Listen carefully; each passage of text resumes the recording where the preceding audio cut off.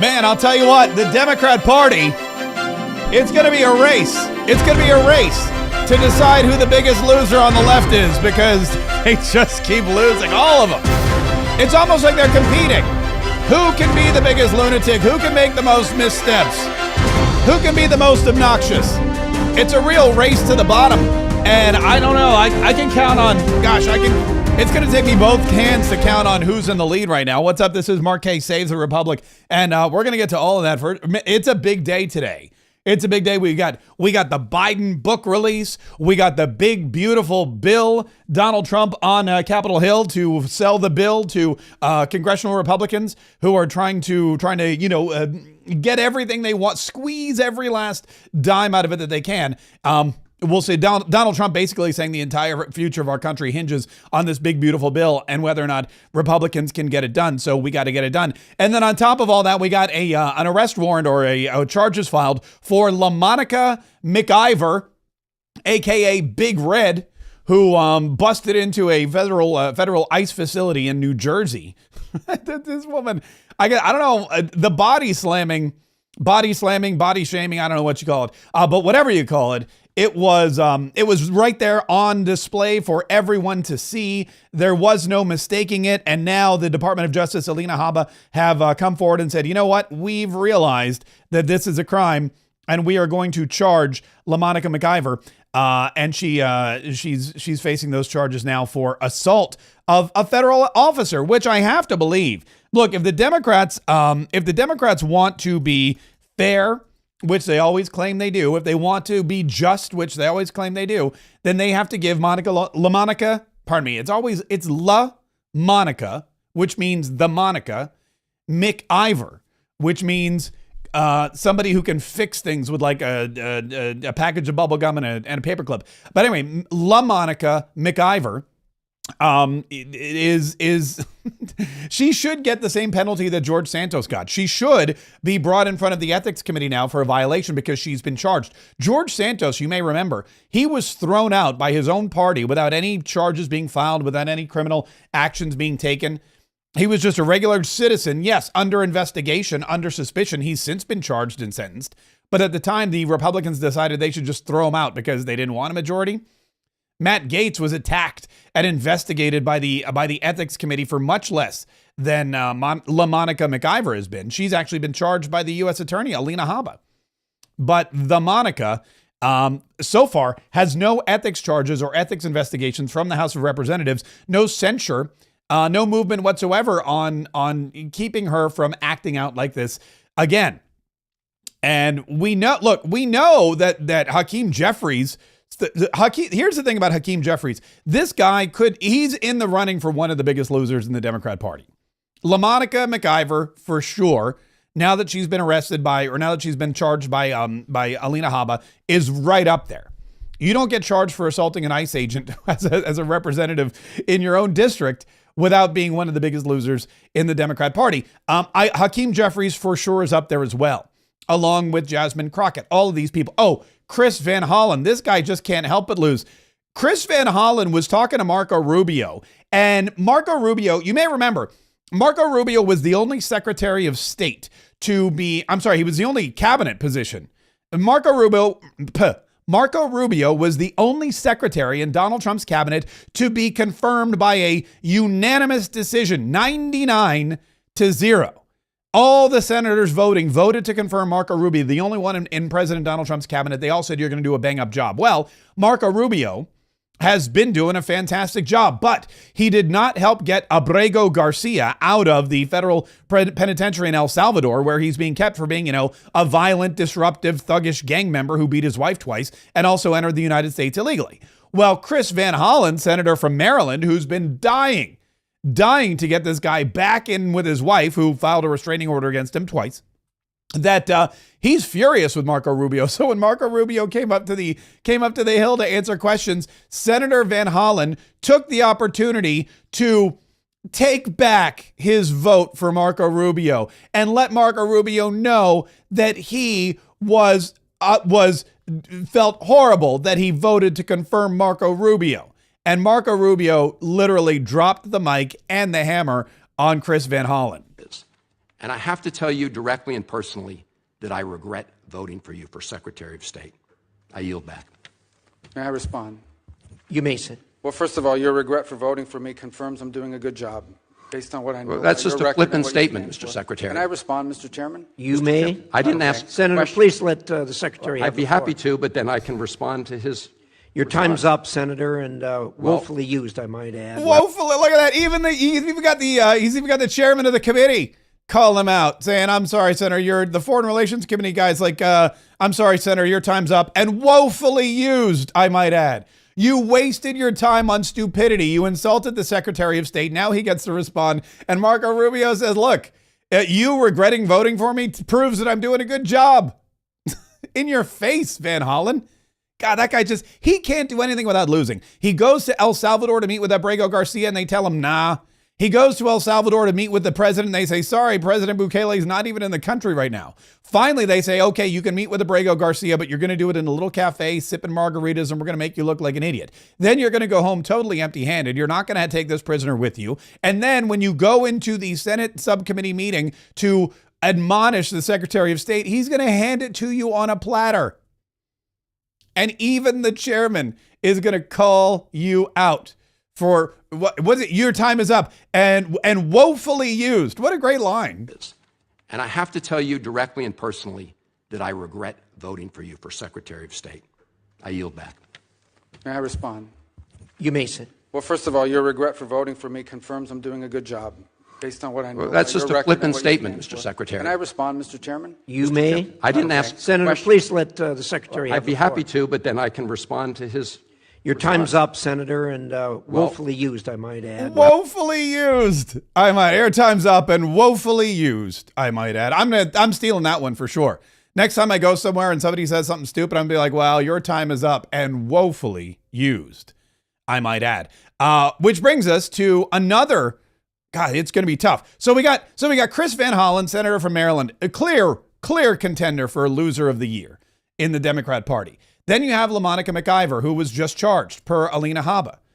Alina Habba, who released a statement this morning from the United States Attorney, District of New Jersey. I take my obligations as U.S. Attorney seriously. I understand the responsibility that comes with my position, and I will work diligently to uphold the law and deliver justice to the people of New Jersey. After extensive consideration, we have agreed to dismiss Mayor Baraka's misdemeanor charge of trespass for the sake of moving forward. So the mayor of Newark, who was arrested for trespass, has been released. Charges have been dropped.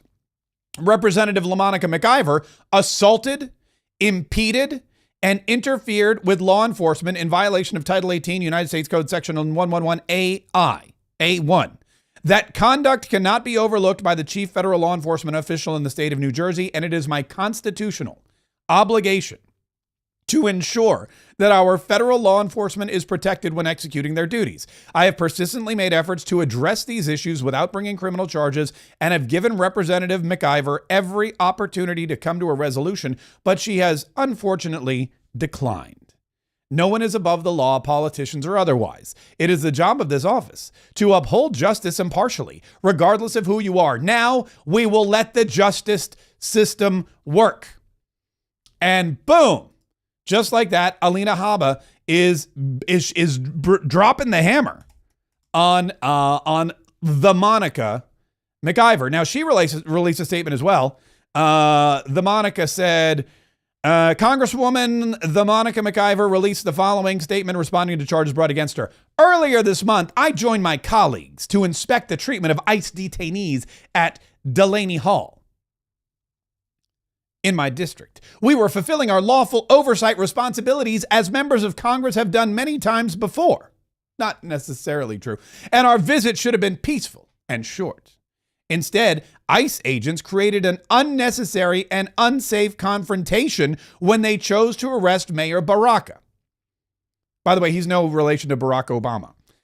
The charges against me are purely political. They mischaracterize and distort my actions and are meant to criminalize and deter legislative oversight. This administration will never stop me from working for the people in our district and standing up for what is right. I am thankful for the outpouring of support I have received, and I look forward to the truth being laid out clearly in court. So she's excited about the truth being laid out clearly in court. I don't know I don't know what truth she's talking about because I saw the truth. I saw the truth, and it was hang on, it was right here. If we're not going in, you're in violation of federal law, and we will proceed. Oh wait, here it is. Sorry, Congresswoman. No, wait, hold on. Where's the clip of her actually assaulting the person? What? Oh, here she is talking. Occurred is Anyway, we'll get that clip to you because that's the most exciting one is when she's actually body slamming. When she's actually body slamming individuals all over. Boo, boo, boo, boo, boo, boo. We'll find that. We'll play it for you. But now she's got to go to court. She's got to go and try to figure out a way out of this mess because Alina Habba, she ain't messing around. This is a woman who defended President Donald Trump. I mean, at every step of the way. This is a woman who was there in court every single day, was battling the press, was battling the media, was battling the Democrats, was battling judges. Oh, here it is. I have it here. Here it is. Bricksuit has it. Hang on. Here we go. Here we go. This is LaMonica McIver, who is also in the running for biggest loser in the Democrat Party of the year. Let me make sure you hear that. There she is. She's in the red, which she wore the red. Listen. Here she is body slamming an ice. That guy's in ice, and she's assaulting him, pushing her way past. She's cussing. She's screaming. There she is. Is she punching somebody? And she's shoving this guy. It clearly, his vest, his jacket is clearly marked police, and she's attacking him. This is... I don't know what she's... I mean, there's video evidence. I don't know what she's trying to prove. I don't know who she thinks she's going to sway. But if you look at the video, and here's the problem. LaMonica McIver, I believe this, of course, was all premeditated. Why do I believe it was premeditated? Well, because the Democrats have no policy initiatives. They have no agenda. They have no ideas. All they have are publicity stunts.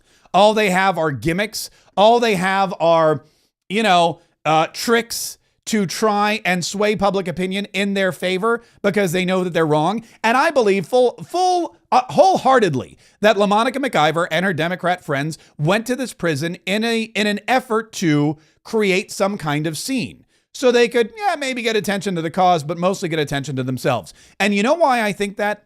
Because of all the things that this woman could have worn, it's New Jersey, it's a very metropolitan, it's Newark. It's kind of a dismal kind of town, little, dingy, very, very, very industrial. And she's going to a penitentiary. Solemn occasion. You're going to see ICE, you're going to see people who are being held by ICE and being deported back to their homelands. Most of them against their will. Most of them criminals, we might add. Well, all of them criminals in some respect, but some of them really dangerous criminals. And of all the outfits in her closet, of all the things she could have donned that day, she picked the brightest, reddest, most visible, Toreador cape red outfit. So that among the police officers who she knew would be wearing blue and the ICE agents who she knew would be wearing probably this olive drab green and a lot of other, what's the common dark suits? The men wear dark suits. They wear blue suits. I mean, look at this. She is right there out in the open. And I think she wore red on purpose. She wore red because she wanted to be seen. She wanted everybody to know exactly where she was at all times. And little did she know that would backfire on her because when the video footage is released and Big Red comes plowing through the crowd like the Kool-Aid man through a brick wall, we can clearly all see her and we can see that she's assaulting not one, but it appears multiple police officers. Look at her. I mean, she's pushing. Here she is. Here's the close-up. She's shoving. She's trying to get through into the prison. And we can all see it because she decided to wear her biggest, brightest, reddest coat. Hey, Kool-Aid! And there she goes.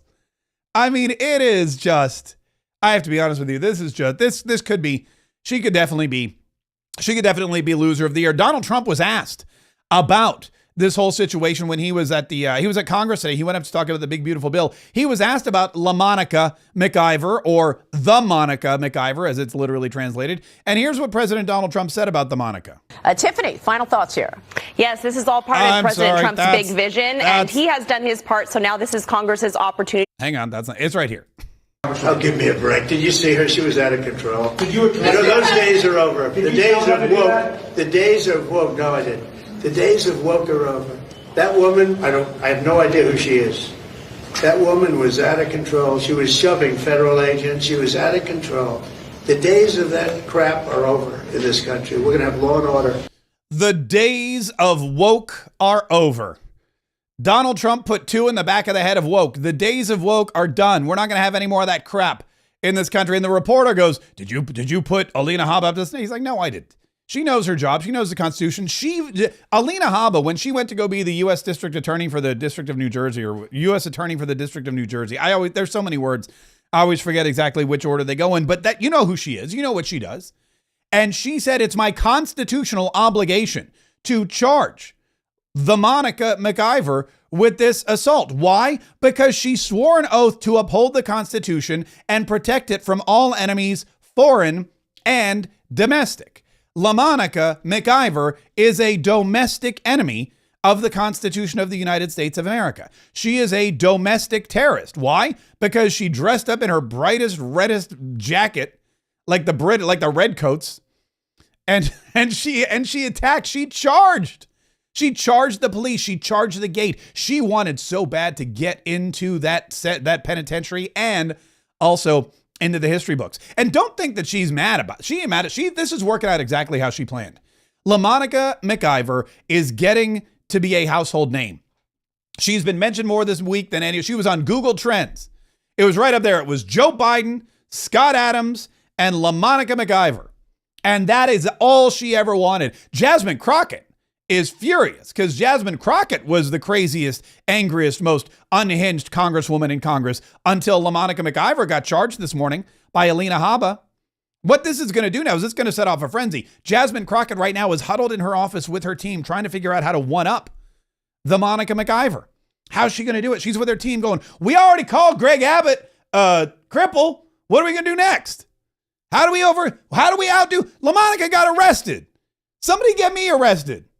That's what's happening right now because they're all about the publicity stunt. They're all about making a name for themselves. They're using their position of power to get more publicity so that they can get more money and more power in the long run. Because in the Democrat Party, that's how it works. You have to be a victim in order to lead victims. Now that I think about it, she may not be a loser because she's getting everything that she wanted. Hakeem Jeffries, that dude's a loser. This guy is getting his career is being ruined by the members of his own party. Hakeem Jeffries is technically the minority leader of the Democrat Party in the House of Representatives, which means there's Chuck Schumer and then there's Hakeem Jeffries. He's the highest ranking Democrat in the House. He's the second highest ranking Democrat in the country.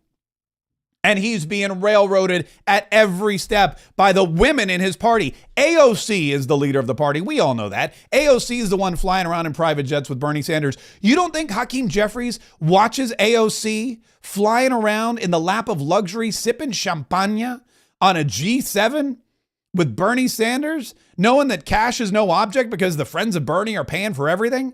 And all she has to do is go out and scream and yell and people are cheering her name. And then she gets back on another private jet and she flies to her next destination. Meanwhile, she's probably getting speaking gigs and book deals and God knows what else. And Hakeem Jeffries is like, I'm the minority leader. I want to fly around on the private jet. It burns him to see these underlings taking his power. I mean, Jasmine Crockett. Jasmine Crockett was on The View. Jasmine Crockett was on The Late Show with Stephen Colbert. Jasmine Crockett's probably going to be co-hosting Saturday Night Live before you know it. Jasmine Crockett is everywhere, and Hakeem Jeffries is the minority leader of the party. He can't cut a break, that guy. And now LaMonica McIver's out there, and LaMonica McIver, this is the problem. Hakeem Jeffries opened up his mouth, stuck his foot in it, and now he's got to come up with some kind of solution because he promised everybody. Do you remember this? Hakeem Jeffries stood up in front of God and everybody and promised that if the Republicans, if the administration, if the Department of Justice laid a hand on the Monica McIver, that they would find out, okay, Okay, Hakeem Jeffries. Alina Habba said, bring it on. What you got for us? They'll find out. What would you do, though? They'll find out. Of course.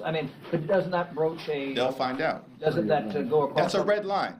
What's the red line, though? I know we have this... It's a red line. It's very clear. It's not very... What is it then? It's a red line. They'll find out. They'll find out. It's a red line. It's very clear. This guy has no idea what he's going to do now. He came out there. He threatened Republicans. He said, if y'all arrest the Monica McIver, if you put a hand on her, if you cross that line, you're going to find out. And the guy goes, what are they going to find? You're going to find out. It's a red line. But it's not a red line. It's more like, I know he said it's a red line, but I'm going to be honest with you. It's more like a red blob. If you look at her again, I wouldn't call that like a red line. I would call it like a red mass.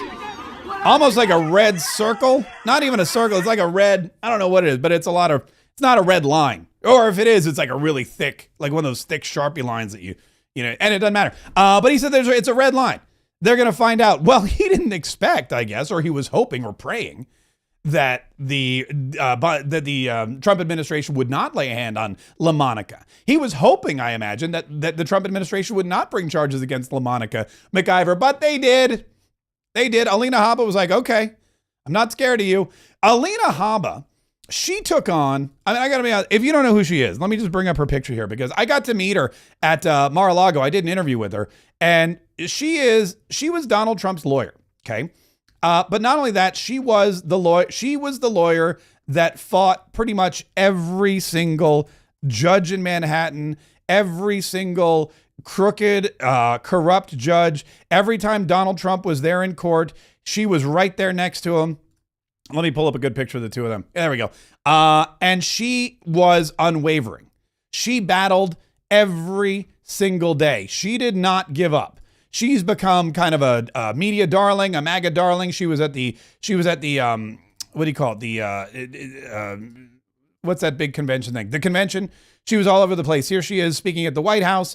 And then Donald Trump awarded her with this job in New Jersey to be the state's attorney for the District of New Jersey. I don't know. I have my website blocker on, so they're blocking out all the photos. But she is a pit bull. And she's not going to be scared of Hakeem Jeffries, who can't even handle his own. He can't even handle his own caucus. It's like his caucus is uncontrollable. He can't even keep his caucus straight. How's he going to? Alina Habba is not going to be. She's not going to be scared of him at all. So she charges LaMonica McIver, and now Hakeem Jeffries is sitting there, and you know what everyone is asking? Everyone's asking, okay, what are we finding out? Okay, the Republicans did it. What's the consequence? What's the red line? They crossed the red line. What you got, buddy? My expectation that President Biden is going to meet this moment with the hold on, that wasn't it. Here it is. And resilience that he's consistently. No, that's not it either. Anyway, you know the thing. I'm having a little trouble with my clips today. So Hakeem Jeffries could be the biggest loser that we have in I'm telling you, there's just so many of them. It's really hard. Chris Van Hollen may still take the cake. But it looks like Hakeem Jeffries he's basically being castrated by these women in his party. He's being castrated by these camera hungry, influencers. That's basically what they are. They are influencers looking for content. Jasmine Crockett, all she cares about is putting on her makeup and her wig and her fancy outfit and trying to get as many likes and shares and trending on this, that, or the other. She loves getting invited to these late night shows. That's all she ever wanted. And LaMonica McIver, same thing. She's now saying, okay, well, how can I get a piece of that spotlight? She's the one, remember, that said, we're going to shut down this city. They'll find out. What would you do, though? They'll find out. Of course. But doesn't that broach a... They'll find out. Doesn't that go across... That's a red line. What's the red line, though? I know we have this... It's a red line. It's very clear. He's so panicked. This guy is now sitting in his office with lawyers going, what can we do? I promised them they'd find out. I'm going to look like an even bigger idiot than I already look if I don't have anything, if I can't do anything to these people, which unfortunately, well, I guess fortunately for us, unfortunately for him, he can't. Hey, listen, before we get to the big, beautiful bill, the bill, The big, beautiful bill, the BBB. Before we get to Donald Trump on the Hill, thank you so much for being here today. And I want to make sure that you're subscribed because we do this all the time. We do it every single day. We're constantly here bringing you the information you need, doing it in an informative and entertaining way. And if you haven't yet subscribed to this channel, whether you're on YouTube or Rumble or X or Facebook, I don't know where you are, but I'm glad you're here. I'm glad you're watching. Make sure you subscribe so you can watch all the time. Also, don't forget to set the notifications. If there's a notification button, you're going to want to get notified whenever we have new content. If you're listening to the podcast, boom. I've forgotten the past couple weeks, but Tuesdays are usually Tuesdays reviews days. So leave a review, and next Tuesday we'll go through our podcast reviews and we'll read some aloud. So if you're enjoying the show, if you like the show, if you're a regular listener, just click that review button on iTunes or Spotify or wherever you are. Leave a review. And next Tuesday, I'm going to put it in my calendar. In fact, here I go. Ready? Hey, Siri, remind me next Tuesday at 12:45 p.m. that it's Tuesday Reviews Day. Okay, I added it's Tuesday Review Day for next Tuesday, 12:45 p.m. There you go. So now I got my assistant on it, so we're not gonna have any problems. So if you're listening to the podcast, we would love for you to leave a review so that we can get to it. All right. You know what? Before we get to Donald Trump and the big beautiful bill, we should probably talk about Joe Biden because Hakeem Jeffries also looks like an idiot when he's talking about Joe Biden. Today's Biden book day. Today's the day that Jake Tapper's book, Jake Tapper who decided, I have a new theory about Jake Tapper, by the way. I have a brand new theory about Jake Tapper in this book. Jake Tapper's book is called Original Sin. And today's the day that it drops. If you want a copy of it, you can get it today. If you want to download it, you can get it today. I almost bought a copy, but then I didn't because I was like, you know what? I can just read clips of it. I can pretty much get the gist of it from the news. But Jake Tapper's book with Alex Thompson from Axios, they wrote it together. It's Original Sin, President Biden's Decline, its cover-up, and his disastrous choice to run again. Now, this book skyrocketed to the stratosphere of publicity last week, and everyone was ragging on Jake Tapper saying, dude, you were part of the problem. You were part of the cover-up. You were part of the media machine that allowed Joe Biden to perpetrate this fraud on the American people, cover up his mental decline. You were part of this whole policy initiative that helped Joe Biden stay in office when clearly he wasn't mentally able to, and somebody else was using the auto pen. Somebody else was in control of the country, not the duly elected president, even if he was even duly elected, which is a conversation for another day. And so Jake Tapper now is like, you know what? I covered that thing up so long. Now I'm going to make some money off of it. I think that Jake Tapper's mojo here is that he's upset because here's the thing about Jake Tapper. This guy is an arrogant D-bag. Always has been. He always thinks he's right. He thinks he's entitled. He thinks he deserves everything. He hates when people question him. He hates when people make him look stupid. He thinks what he says is not just the truth, but the gospel. If you dare, he used to do this thing. It was the most annoying thing when, right after the election of 2020, and there was a lot of questioning about whether or not Joe Biden legitimately won the election. There was right after January 6th, when there were a lot of Republican representatives and senators who were going to challenge the results of the election in the Electoral College. And there was a big hubbub about Mike Pence and whether or not he should have stepped up and done what the vice president was supposed to do and maybe not certify the ballots until some of these investigations were complete. When all that happened, when all of that was going down, Jake Tapper would do this little thing every time he interviewed somebody. Like I remember, who was it? It was the governor of Mississippi, Tate Reeves. He had Tate Reeves on to talk about something going on in Mississippi, and the first question he would ask any Republican on his show, like he could say, like, I want to talk about flooding in the Mississippi Delta, but before we do that, Governor Reeves, will you admit that Joe Biden is the president of the United States of America? And all these Republicans are like, what? He's like, before we move on with our interview, will you please tell me, do you believe that Joe Biden is the duly elected president of the United States of America? And this was his like pre-qualification question. If you didn't answer this question the way Jake Tapper wanted you to answer the question, then I guess he treated you differently, or he discounted any of your opinion, or you were all of a sudden a hostile witness. And it was the most ridiculous thing, but he did it with everyone. And it was just pompous. It way usurped his role of, journalist or interviewer. But I mean, he works for CNN, so we all know that really his role is propagandist to the Joe Biden administration. But I think what happened is because he's so cocky, because he's so arrogant, I think he feels so betrayed by Joe Biden and the Democrats. I think he feels that, I went to bat for you guys. over and over again. I played ball for you guys over and over again. I put my career on the line. I lied to the American public. I made Republicans look bad and Democrats look good, even though I knew that the Democrats were bad and the Republicans were good. I did everything for you. And what did you do in the end? You messed it all up. You fired Joe Biden. Kamala Harris was a disaster. And now we all look like idiots. Plus, the Republicans are in control of everything. And Donald Trump is looking down the barrel at me every single day. I've had it. Laura Loomer's chasing him around, screaming and yelling. He can't deal with it anymore. Jake Tapper, I think, thinks the Democrat Party owes him. I think Jake Tapper's like, you guys owe me. I did your dirty work for 4 years and I didn't get anything. I did your dirty work for 4 years. And what did I get? Squat.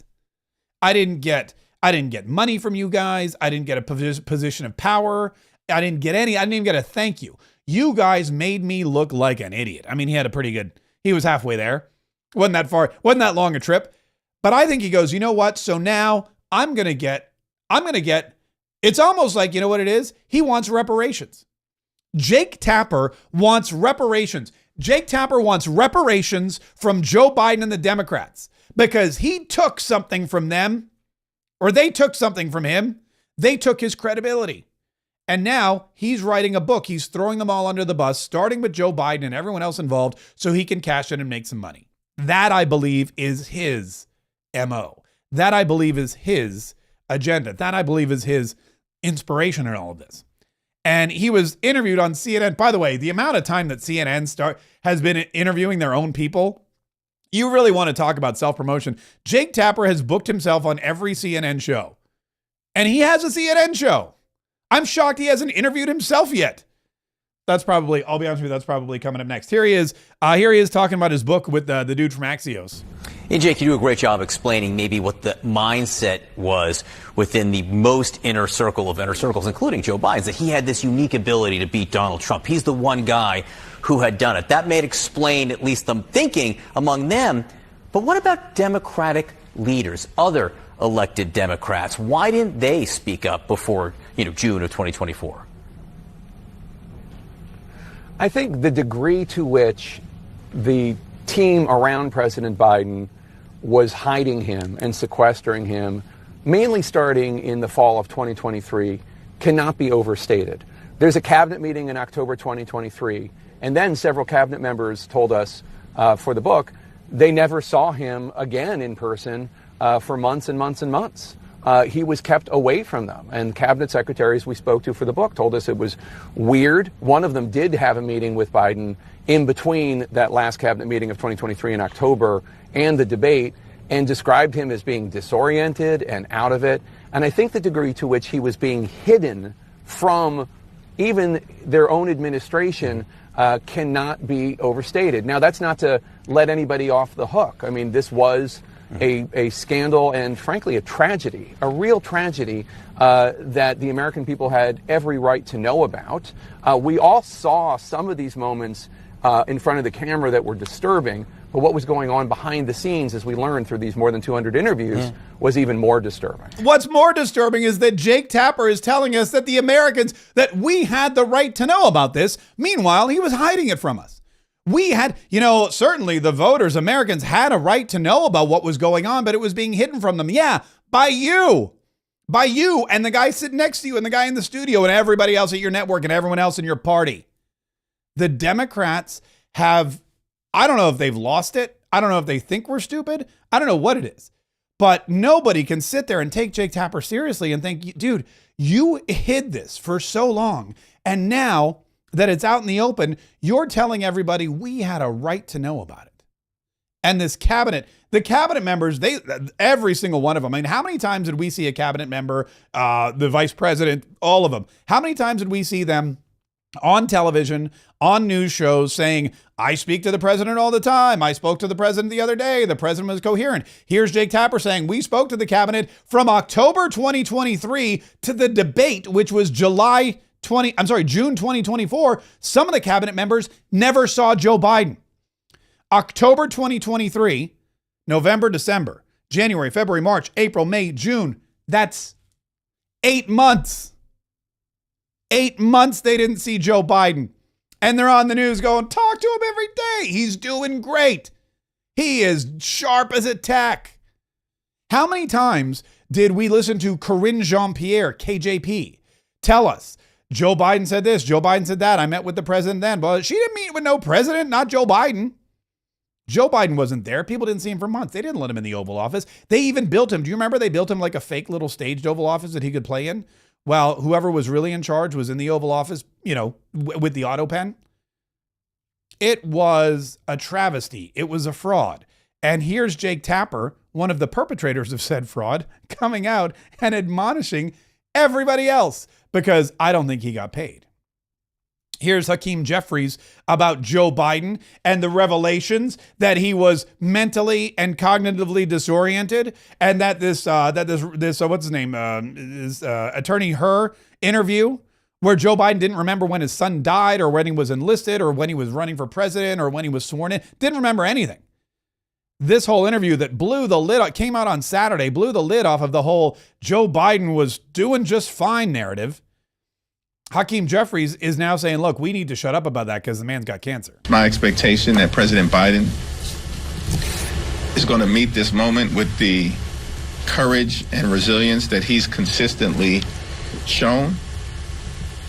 Seems to me entirely inappropriate that at this moment in time, when President Biden is dealing with a serious and aggressive form of cancer, there are Republicans who are peddling conspiracy theories and want us to look backward at a time when they actually are taking health care away from the American people. No, as House Democrats, we're going to look forward. They literally are trying to take health care away from millions of Americans at this very moment in the dead of night. And Republicans want to fan the flames of conspiracy theories at this moment? No, thank you.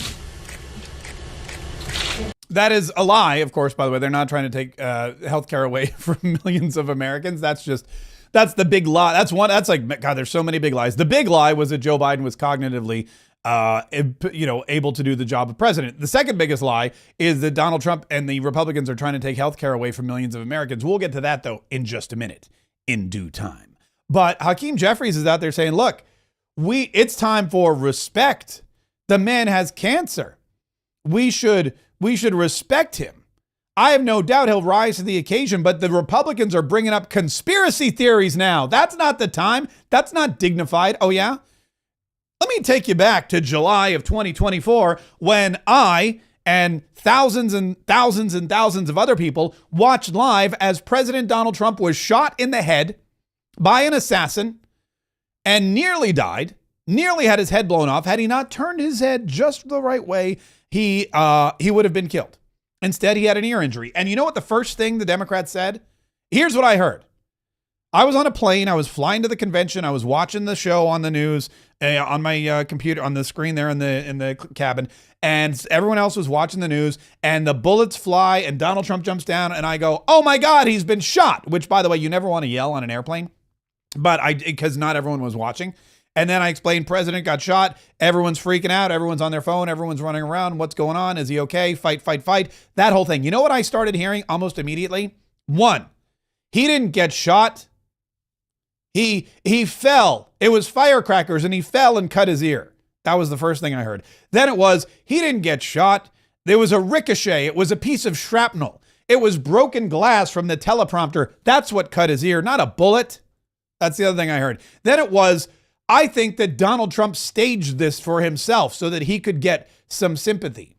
All these crazy conspiracy theories, none of which were true, but that's what I started to hear.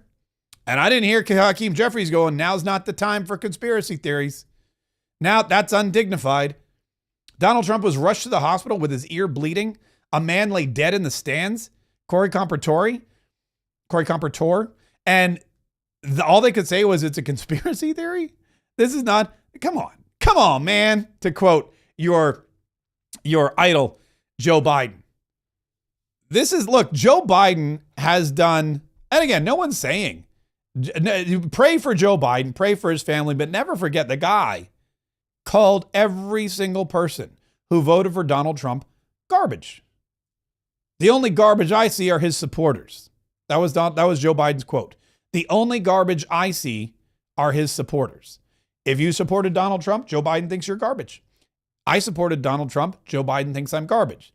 I'll pray for the man's soul, but I will not forget the way he treated me, you, everybody who watches this show, everybody all 77 million Americans who voted for Donald Trump. Joe Biden thinks you're garbage. So pray for him in the afterlife, but remember what he did in this life.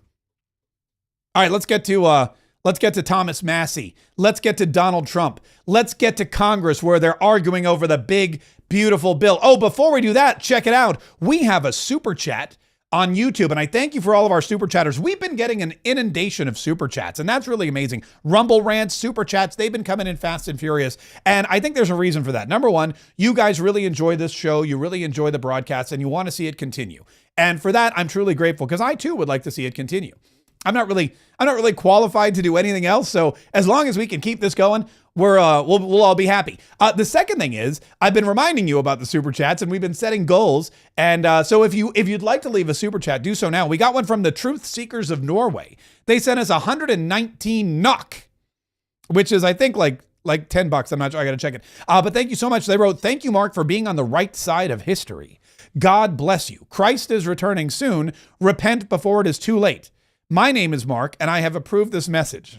He wrote that in there so I would read it. I always say I'll read the message as it's written. "Thank you, Truth Seekers of Norway, for your generous gift." Again, I'm not 100% sure what do you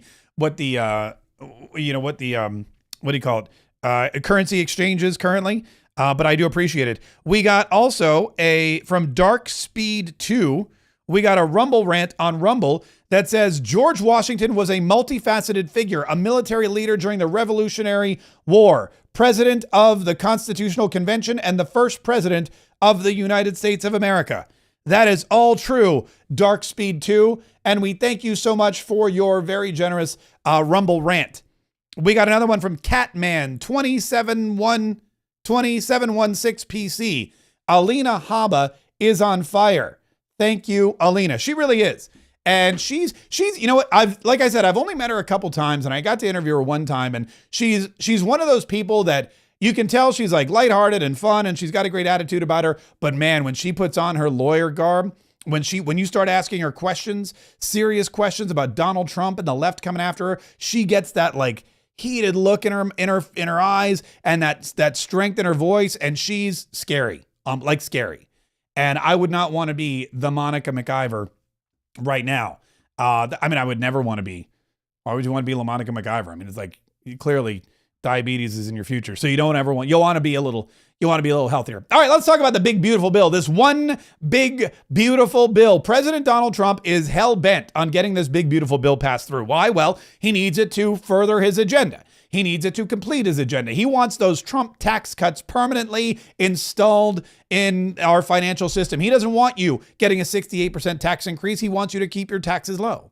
He also wants to get more money for the border and border enforcement. He wants to make sure that he can make good on the promises of no tax on tip, no tax on overtime. He wants to make sure he can get these seniors who are on Social Security that extra credit, and he wants to make sure that he can lower the child tax credit. Raise the child tax credit as well, or at least keep it the same.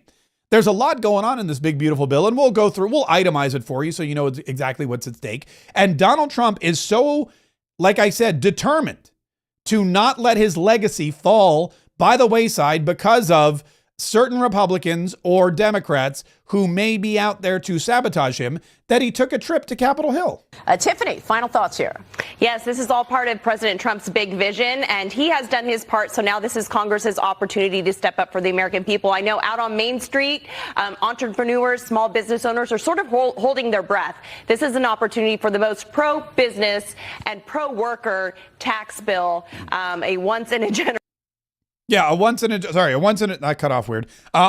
generation bill.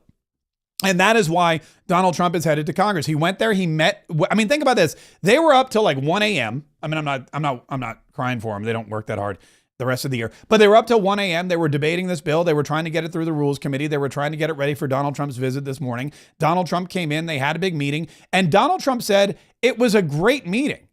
He met with the Republican caucus. He met with all the Republicans who were for the bill, who were against the bill. He took questions, and he said it was a meeting of love. That's really what we did today. I think it was a really great, that was a meeting of love. Let me tell you, that was love in that room. There was no shouting.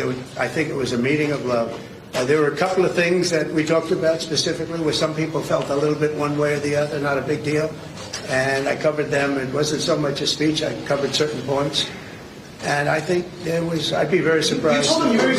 Yeah, he said it was a meeting of love. I covered certain points. I talked to people. I answered their questions. And really, what happened was we had a great time.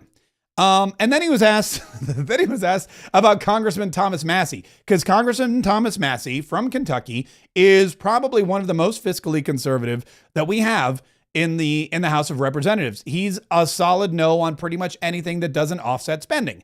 And this big, beautiful bill does not offset spending. And Thomas Massie is automatically a no. Donald Trump has called him a grandstander. He said he's fighting for the people of Kentucky. Here was a question that Donald Trump got about Thomas Massie, and of course, his answer. Say it. I'm a fiscal hawk. I'm a bigger fiscal hawk. There's nobody like me as a fiscal hawk. Massie said that that's more deficit than Biden did, and this bill kind of... Because we have to fix the country. Do you think that Thomas Massie is correct in saying that this is adding Biden level No, I don't think Thomas Massie understands government. I think he's a grandstander, frankly. He'll probably vote. We don't even talk to him much. I think he should be voted out of office. And I just don't think he understands government. If you ask him a couple of questions, he never gives you an answer. He just says, I'm a no. He thinks he's going to get publicity. And you have that. You have that. They've got some too. Go ahead. Mr. President. By the way, I want to draw your attention to Mike Johnson. Speaker Mike Johnson, while Donald Trump saying, oh, Thomas Massie doesn't understand government. He's a grandstander. He should be voted out of office. I mean, the face that Mike Johnson has, he's standing right next to President Trump. He's looking at all this. He's pursing his lips. He's trying not to react. He can't smile or nod in agreement, and he can't grimace. This guy, Mike Johnson, is listening to Donald Trump berate one of the members of his caucus, who he knows isn't going anywhere. I mean, look, Thomas Massie, they love that guy in Kentucky. They love him. They keep sending him back. I think he's doing exactly what the people in Kentucky want him to do. And Donald Trump's out there saying, get him out of office, vote him out of office. Mike Johnson needs to work with him. And he's just sitting there, hands in his pockets. Because we have to fix the country. Hands in his pockets, looking down at the ground like, I don't want any part of this conversation. Shaking his head a little bit like, oh, Mr. President, you're putting me in I can't stand here and listen to this. It's like he knows, it's like he feels like he should speak up and say something, but he knows if he does, that Donald Trump's going to end his entire career. That's the look I get. That's the look I get from poor Mike Johnson. It's never good when you look at the Speaker of the House of Representatives and you think, oh, poor guy. You know, it's like, it's a power position, folks. It's a power position. You're the third in line for the presidency. You're in the line of succession. You're the top ranking Republican in the House of Representatives. Act like it. Be steadfast. Be strong in your resolve. Be determined. There's nothing about Mike Johnson. Mike Johnson, you just look at me and go, oh, look at that. He's trying his darndest, isn't he? Here's what Mike Johnson said about the big, beautiful bill. Repealing and rolling back over $500 billion in funding for the radical Green New Deal policies from Biden's so-called Inflation Reduction Act. We call it the Inflation Act. We're ending Biden's war on American energy. We're banning Medicaid dollars from going to transgender surgeries for minors. We're canceling Biden's student loan repayment program. We're increasing university endowment tax for these big woke institutions. We're revoking tax exempt status for nonprofits that materially support terrorism. We're doubling the jail time for leaks of confidential taxpayer information. We're eliminating big businesses' ability to engage in woke PR campaigns to facilitate refundability for green energy projects. We're incentivizing federal workforce to be at-will employees, and we're repealing Biden's disastrous EV mandate. I mean, you can't be that lackadaisical. Yeah, those are exciting things. Those are exciting. He's reading it off a list like he's, ordering at McDonald's. Yeah, you know what? I'll take a number 1, please. Supersize that, and then I'll take a number 3, plain. And is the ice cream machine working? No, it's not. Okay, then I'll just take an apple pie If you've got one, okay, great, thank you. I mean, you're talking about rolling back some of the worst pieces of legislation in history, the Green New Deal. You're talking about you're rolling back the EV mandate, all that kind of stuff. You've got to get up there and you've got to sell that stuff to the American people. There's no passion in there. That's not passionate. You know, when I started toying with the idea of running for Congress, and by the way, we're this close, by the way, to a major announcement. And if you're listening to the podcast, I'm holding my thumb and my index finger like as close as possible, as I like together as possible, without actually them touching. That's how close we are to a major announcement on that front. And thank you to those of you, by the way, who found my secret website. You guys are such sleuths. And also those of you who've already used it. But anyway, back to what I was saying. People always ask me, they say, Mark, when you get to Congress, your first duty will be to vote for Speaker of the House. Will you be voting for Mike Johnson? And I had to think about that for a minute. I was like, God, would I vote for Mike Johnson? Well, here's the thing. First of all, I guess if the Republicans maintained the majority in the House of Representatives, then that would really be when it comes into play. If the Republicans were in the minority, if they lose seats, if they lose control of the House of Representatives, which would be disastrous, but is always a possibility. If that happens, then it doesn't matter who I vote for. I could vote for, Matt Gaetz. I could vote for the gnome on my desk. I could vote for myself. In fact, I said I should probably vote for myself because I might even be you never know, I might even actually be a better speaker than the current one. But it doesn't matter if the Republicans don't have the votes. If the Democrats have the votes, they're going to vote for Hakeem Jeffries or AOC or whomever they believe is the leader of the party at the time. And that's going to be your new Speaker of the House. But if it was a Republican, if we maintain the majority, I don't know. We'll have to see how the rest of the next 2 years go. But yes, technically that is the first thing before any business can be done in the next Congress. A speaker must be voted on. And we've had a lot of experience with that the last couple of terms. We've had a lot of experience with that when Kevin McCarthy was ousted. And we watched over and over and over again as they tried to figure out who was going to be speaker. And lo and behold, they landed on Mike Johnson. But Donald Trump said, look, it was a big bill. It's a beautiful bill. Thomas Massey doesn't understand it. And you guys are lying about Medicaid. We're not cutting Medicaid. What we're doing is we're cutting out waste, fraud, and abuse. Apparently you said don't ask with Medicaid. Apparently you did say in the room there is some concern among some Republicans, including Senator Josh Hawley, that this could impact benefits and that could be amount to a hidden tax on the. Here's what I said. I'm wondering if you're. Here's what I said. What you said? I said waste, fraud, and abuse for Medicaid. If you find waste or fraud or abuse, we want to strengthen Medicaid. We want to strengthen Medicare. Waste, fraud, and abuse. The Democrats will let illegals be on. They'll destroy it. It will be destroyed. They want to have illegal immigrants be on. And if you do that, because it wasn't designed for that. Waste, fraud, and abuse. Yeah. So here's the lie. Here's the big lie that the Democrats are telling you. I'm going to go through this bill real quick because I think it's important. I think everybody wants to know. The big lie is the Democrats are saying that Donald Trump and the Republicans are going to cut your Medicaid. They're going to cut your Medicare. They're going to take away your health benefits. And none of that is true. Not 100% false. All of those things. What the Republicans are doing, what Donald Trump is doing is he's saying, okay, who's getting Medicaid and Medicare that shouldn't be getting it? Illegal aliens, dead people, let's go through and make sure that everybody who's taking advantage of the system and is not qualified to receive Medicaid, Medicare, let's make sure that they're not. That's cutting waste, fraud, and abuse. Pardon me. He's not saying we're cutting your benefits. He's saying we're cutting benefits from people who should not be getting them. People who are not American citizens, people who do not qualify, people who are basically criminals. The Democrats love criminals, and they don't want the criminals losing their Medicaid and Medicare. They don't want illegals losing their Medicaid and Medicare. They don't want dead people losing their Medicaid and Medicare. They want everybody, no matter what their legal status or their sexual preference or their life, their mortality, whatever it is. They want everybody to be able to suckle at the teat of the American taxpayer. Donald Trump said, no, if you're legitimately on Medicare, if you're legitimately on Medicaid, if you're getting these benefits from the government, if you're part of these entitlement programs legally and you're supposed to get them and you're not taking advantage of the system and it's not waste, fraud, or abuse, then guess what? You get to keep everything. In fact, you may get more. You're going to get better service. You're going to get better benefits. You're not going to be fighting for these people that have no business getting the same benefits that you have. It's a much better system for everybody, except, of course, the fraudulent wasters and abusers of the program.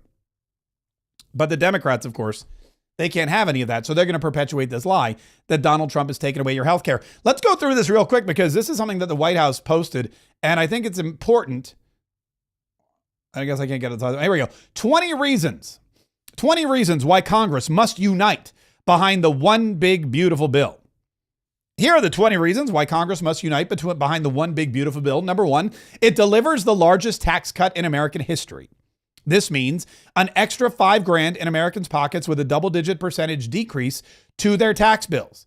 Americans earning between $30,000 and $80,000 will pay around 15% less in taxes. Sounds pretty good. That sounds pretty good. It includes no tax on tips and no tax on overtime. This makes good on two of President Trump's cornerstone campaign promises and will benefit hardworking Americans where they need it the most, their paychecks. Also, sounds good, especially if you are an employee that works for tips or works for overtime, or both. It delivers big, beautiful deportations. I love that deportations are now big and beautiful. It delivers deportations. No. Big, beautiful deportations. Oh, well, then now, why didn't you say that before? I love me a big, beautiful deportation. The bill permanently secures our borders by making the largest border security investment in history, funding at least 1 million annual removals of illegal immigrants and ramping up mass deportation operations to a level never before seen in American history. It finishes President Trump's border wall. As a result, 701 miles of primary wall, 900 miles of river barriers, 629 miles of secondary barriers, and 141 miles of vehicle and pedestrian barriers will be constructed, stopping deadly fentanyl from flowing into our communities and securing the border from dangerous illegal immigrant murderers and rapists. Sounds good to me. It boosts Border Patrol and ICE agents on the front lines. It empowers immigration authorities to carry out their mission by hiring 10,000 new ICE personnel, 5,000 new customs officers, and 3,000 new Border Patrol agents. And it gives $10,000 bonuses in each of the next 4 years to agents on the front line. You know how you get more people to join the Border Patrol? Pay them more. That's what Joe Biden used to say. Pay them more. Okay. We're going to pay Border Patrol agents on the front line $10,000 bonuses in the next 4 years. It protects Medicaid for Americans, keyword, by kicking 1.4 million illegals off the benefits. This bill eliminates waste, fraud, and abuse by ending benefits for at least 1.4 million illegal immigrants who are gaming the system. I want you to think about what the Democrats are saying here. Hakeem Jeffries, this guy is furious. He's so mad. He's so mad that Republicans are cutting the Medicaid and Medicare benefits for 1.4 million illegal aliens that don't even, or aren't supposed to, vote. He's fighting for people who aren't even his constituents. And Donald Trump is fighting for constituents who are paying more and getting less services because there's 1.4 million people sucking out of the system that shouldn't be. And yet Hakeem Jeffries is trying to convince Americans that Donald Trump and the Republicans are cutting Medicaid. For illegal immigrants, they are. And that's another way for people to self-deport. If you stop getting benefits because you're not here legally, you're going to go home. It requires able-bodied Americans to work if they receive benefits. It reverses the spending curse plaguing Washington, D.C. The legislation delivers the largest deficit reduction in nearly 30 years with $1.6 trillion in mandatory savings. It ends taxpayer-funded sex changes for minors. Who's going to argue with that? Well, a lot of people, actually. It provides historic tax relief to Social Security recipients. It will give Americans permanent tax relief through the Trump tax cuts. It finally modernizes air traffic control, fulfilling President Trump's plan to completely overhaul the system that keeps Americans flying safely and efficiently. It ends the taxpayer-funded Green New scam. It incentivizes Made in America. It is pro-family. The One Big Beautiful Bill increases the child tax credit, establishes MAGA accounts for newborns to start saving, and strengthens paid family leave. It repeals Democrats' insane attack on the gig economy. It protects family. Oh, that's a good one. It repeals the requirement that Venmo, PayPal, and other gig transactions over $600 be reported to the IRS. That was a huge sticking point for the Democrats. And I think the Democrats, I don't know. I mean, I know why they did it because they're trying to suck every cent out of you that they can. But the Democrats put put taxes. They put the IRS into your Venmo account. And if you paid someone more than $600, they were coming after that. This repeals that attack on the gig economy, because the gig economy in this day and age, you know what? I'm going to do a video. I'm going to do a video about that. I think that's an important one. Because the gig economy is really the economy. The gig economy is something that's just, I mean, it is the norm now. And we'll talk about that in just a minute. It protects family farmers. The bill prevents the greedy death tax from hitting 2 million family-owned farms who would otherwise see their exemptions cut in half. It's a once-in-a-generation chance to revolutionize our nation's defense capabilities and protect the homeland against new threats. It unleashes American energy dominance, and it boosts American mineral development. That's 20 reasons. Not all of them, but that's 20 reasons why the White House says Congress must unite behind the one big, beautiful bill. There are people that are going to tell you it's too expensive, that it adds too much to the debt, that it raises the debt ceiling, that these payoffs are not ever going to be paid off, and that it makes it more expensive to borrow money. These are the battles that are going to be happening. You also have, so you got the fiscal conservatives way over here on the far right saying, we're not going to give you any money unless you cut it out of the budget. There's got to be a line for line, supplement. So if you want $1 trillion, that's great, but you got to cut $1 trillion out. That's probably not feasible. That's probably not going to happen, but you've got people here over on the right that are fighting for it. Over here on the left side of the Republican Party, because remember, Democrats are going to vote no matter what. They're just going to vote no. It doesn't matter. It could hand deliver golden egg-laying geese to every home in America. The Democrats would still vote no. They'd say PETA would have a problem. Who knows? So they're all no. But the left side of the Democrats, the Republicans, the moderate Republicans, the blue state Republicans, they're going to fight because they want more state and local income tax deductions. They want the salt tax, which has been tripled in this bill, to be even higher. And I got to be honest with you, I'm not a big fan of the salt tax or the salt deductions anyway. I don't think there should be more of them. They already got 3 times more, which means we in the non-income tax charging states are going to be subsidizing the rest of the country 3 times more than we were. So if you live in New Hampshire or Texas or North Dakota, one of the Dakotas, Florida, any of those, Alaska, any state where there is no state income tax, you're going to be paying for the roads and the military and the borders and everything else and the energy supply, everything else for these blue states that tax their citizens out the wazoo. It's unfair. You're going to have a battle over that as well. That's more money that the federal government could have that they're just handing away to these blue state Republicans so that they can stay in power. And why do they want to stay in power? Well, because we don't want to lose the House of Representatives and have Donald Trump get impeached. That's where the balance is, and that's why they know they have power. Every single New York Republican knows that if they don't get something they can sell to Democrats back home, they're going to lose their seats, and that means that the Democrats are going to take control of the House of Representatives, and Donald Trump will be impeached every single day for the final 2 years of his term. It's really kind of a tricky situation. It's a sticky wicket, as they say in Great Britain land. Anyway, so that's what we got. That's the battle brewing in the House of Representatives. But it's not going to end anytime soon. I know they want to have a vote by the end of the week. Godspeed. Congress doesn't move that quickly. They move very slow. People always talk about how much money Congress wastes. They never talk about how much time Congress wastes. It's always, they're wasting so much of our money. There's waste, fraud, and abuse with our money. What about our time? Money we can get back. We can unleash America's energy and we can get money back. We can tariff the you-know-what out of everybody else and get money back. We can bring in new technologies and we can bring in new manufacturing and we can bring in all these investments. We can do all of that and we can get the money back, but we cannot get our time back. We have 4 years, not even 4 years minus like 120 days or whatever it is. The clock is ticking. We don't know what's going to happen in 2028. We don't know who's going to be in the White House. We don't know who's going to be controlling Congress. We don't even know who's going to be in the Supreme Court. The time is now.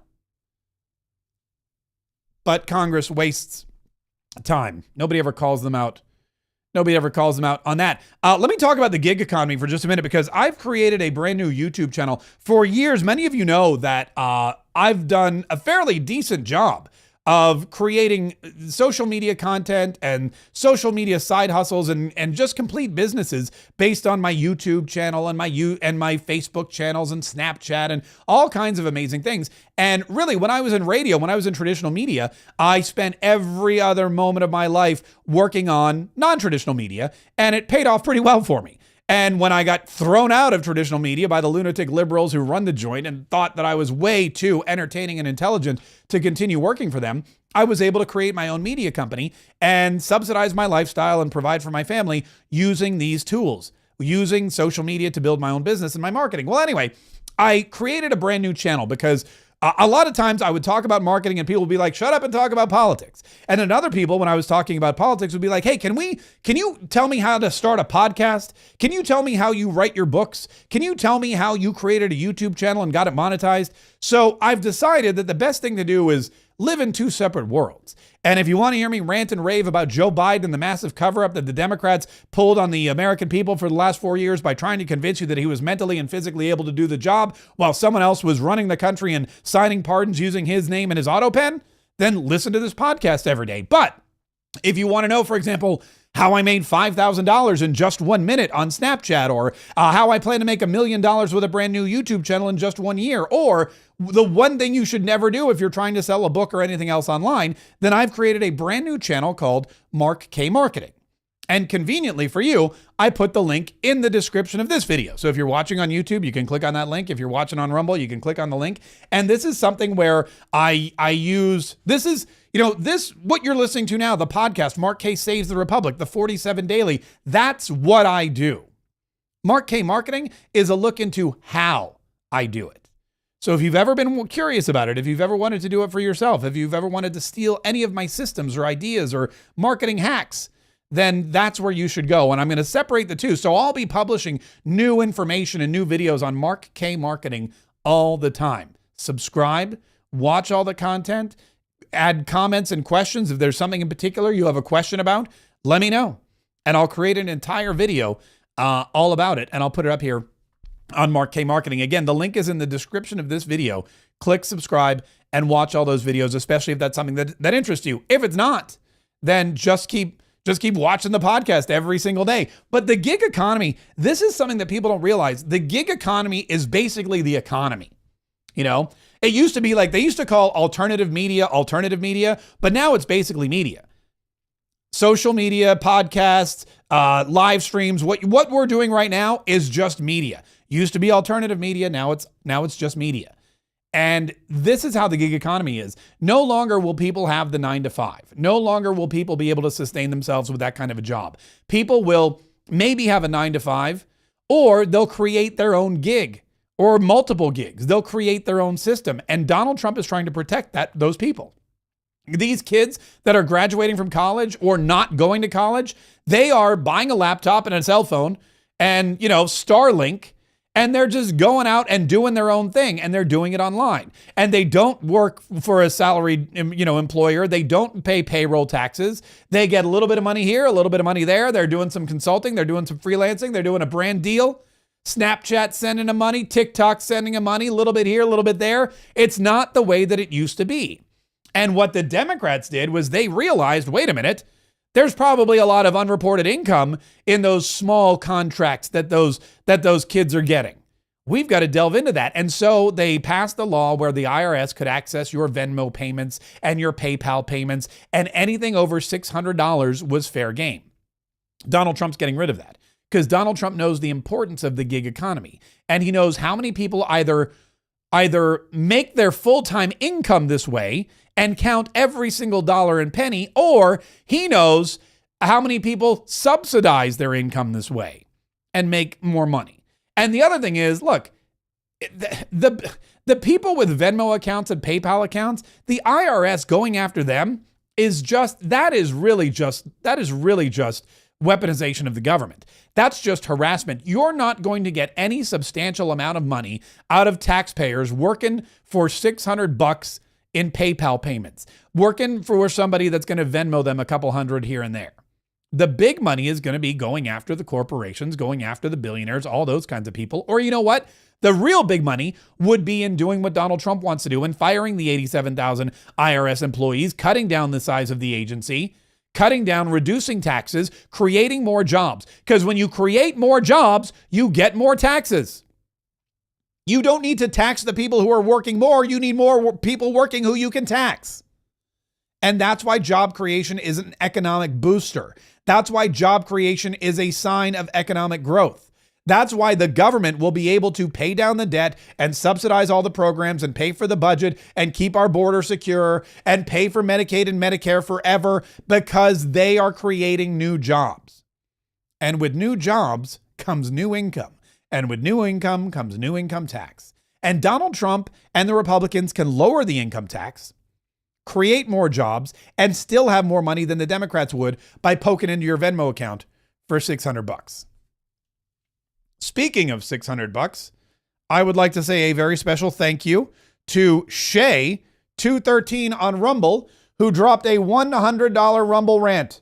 Shay, that is very, hold on, you're out of focus a little bit. That is very, very generous. Shay writes, loyal listener since 2020, the truth matters. Thank you for all you do. Rock on, brother from another mother. Brother from another mother, MAGA for life. And then a bunch of great emojis. You can see it there. That is, Shay, thank you so much. $100 is very generous. We appreciate it. We appreciate all of our Rumble ranters. We appreciate everybody who's been with us since 2020. And we've been doing this that's a long time, huh? I just realized how long I've been at this.